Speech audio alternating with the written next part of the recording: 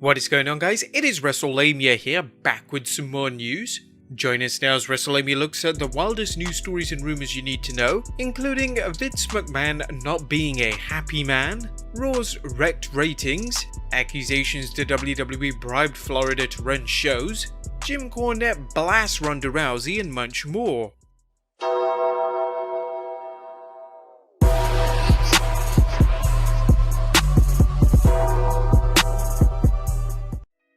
Be sure to subscribe and hit that notification bell for daily wrestling videos. But let's waste no further time and get straight into the first story, as Vince is not a happy camper. Vince McMahon has had a lot to deal with, whether it's figuring out how to manage his faltering wrestling empire, sell the XFL, or just run weekly television. PW Insider's Mike Johnson is reporting that backstage gossip has it that Vinnie Mac was in a foul mood at the 13th April Raw. I did hear from two different people who were at the tapings tonight. They said that it was very obvious the old man was not in a happy mood. He was very grumpy. I can't imagine why. Ooh, just imagine Vince's reaction when he sees the Raw ratings. Next up, did the WWE pay off Florida for its essential service designation? Fans who were curious why Florida Governor Rick DeSantis classified the WWE as an essential service may now have their answer. Investigative reporter Stephanie Cognot and sports analyst John Alba pieced together the following timeline concerning DeSantis' decision. April 1st, Ron DeSantis issues an executive order for essential services. This was after speaking to Trump.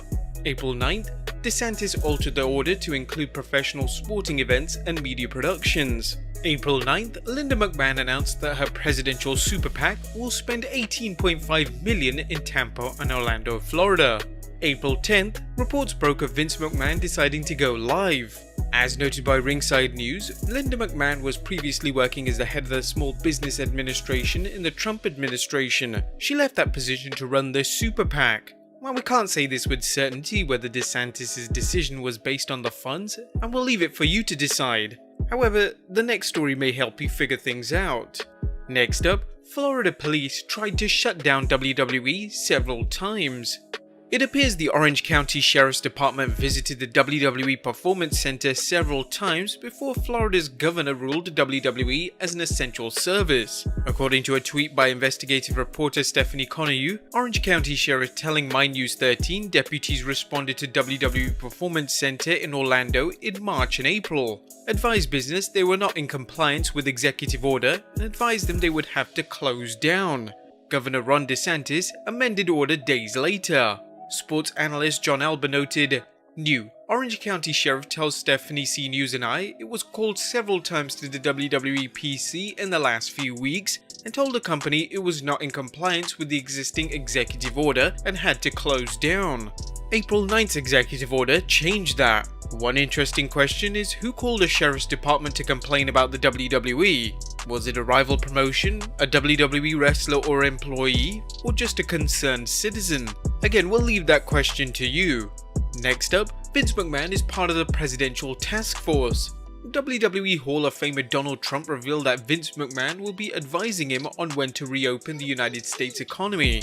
PW Insider's Mike Johnson is reporting, McMahon was among a number of sports commissioners and professional team owners who were named to a panel being convened to help advise the federal government on the best way to reopen the United States and reinvigorate the economy. Others named to the panel include UFC head Dana White, Dallas Cowboys owner Jerry Jones, NFL Commissioner Roger Goodell, and Dallas Mavericks owner Mark Cuban, among others. Vince McMahon and Donald Trump's friendship dates back decades, and it's clear the president is relying on top business figures in the sporting world to help him determine when and how to reopen the economy. Next up, this week's episode of Raw suffered the lowest ratings of 2020. The WWE's first live Raw in 2 weeks didn't seem to impress fans, with the show scoring awful numbers. PW Insider's Dave Shearer had this to say. The 13th April edition of Raw brought in 1.913 million overnight viewers, down from last week's 2.1 million overnight viewers. That is back slightly below where it was 2 weeks ago, so the WrestleMania bounce didn't hold. The numbers tell an interesting story when you compare the hourly breakdown from this week's show to the previous 2 weeks. Dave Meltzer provided a keen analysis on the week's ratings and what they mean for the WWE. The 1.91 million viewer average would be the lowest in modern history for a live episode, falling just under the 1.92 million for the Raw Go Home show for WrestleMania. Meltzer pointed out the ratings stayed fairly consistent over the 3 hours, but speculated that the audience was made up of the hardcores that will stay no matter what. Just to give you an idea of how bad the ratings were, Meltzer observed the starting point was so low to make it the least watched Raw except for the Christmas week tape shows in 2018 and 2019. As for the magical 18 to 49 demographic, Raw finished the number 3, number 5 and number 7 spots. The WWE had 2 pressing questions. Number 1, will the USA Network be happy with the numbers and demographics brought in by a core audience that is likely to watch anything on Raw? And number 2, what steps, if any, can it take to grow the audience? The empty shows are the new normal, but the WWE has to find a way to bring back fans or it risks doing long-term damage to the show as former viewers find new programming to fill their Monday nights. What do you think the WWE should do to improve Raw? Let us know in the comments down below. Next up, Jim Cornette roasts Ronda Rousey. When Ronda Rousey referred to professional wrestling as fake fighting and said these fans, she opened up a can of worms with a number of WWE superstars lambasting her and fans joining in as well. Now Jim Cornette is weighing in on Rousey's complaints and he has a lot to say, beginning with how easy it is for someone to transition from MMA to wrestling. Point is, this fucking douchebag. But apparently now she thinks that she did it, I guess, you know, that now that she came with her stardom. And let me smarten you up to the wrestling business because apparently nobody else has. You ungrateful twat.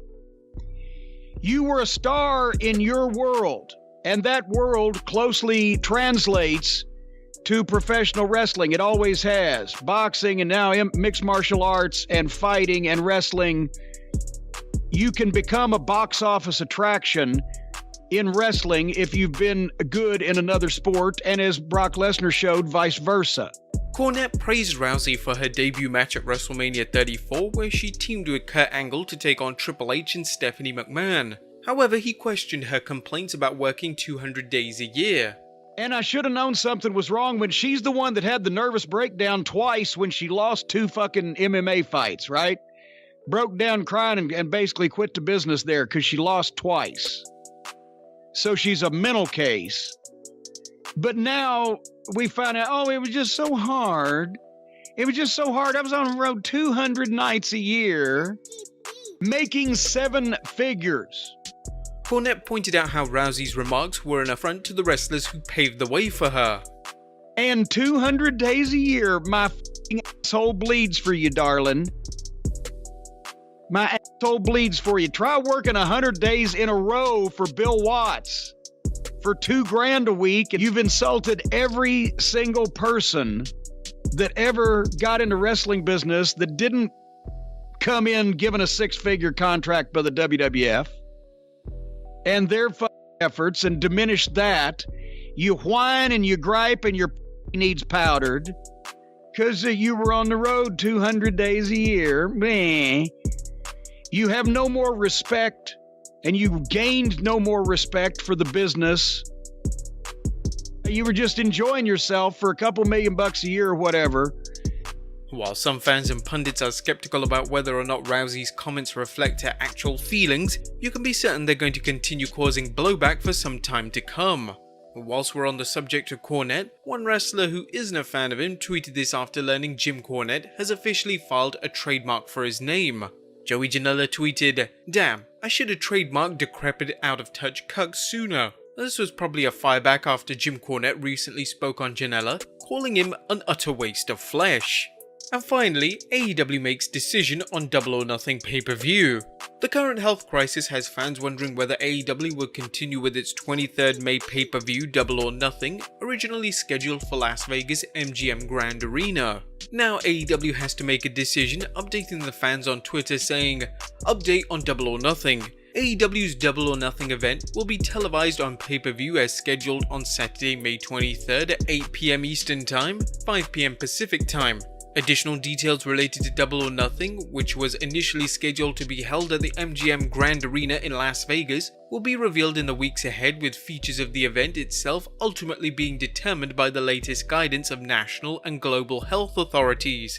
The highly anticipated event will be available for purchase in demand cable operators DirecTV Dish. Regardless whether Double or Nothing takes place this year, AEW already has plans for the 2021 Double or Nothing event. The Double or Nothing live event, originally scheduled for May 2020, has been rescheduled for the MGM Grand Arena on Saturday, May 29th, 2021. So fans will get to see Double or Nothing this year, although where it takes place remains to be seen, and they'll get to see it at the MGM Grand next year. But there you have it guys, the wildest news stories and rumors you need to know. Be sure to leave your comments down below, subscribe if you haven't already, follow us on Instagram and Twitter, and I'll see you next time with some more wrestling content.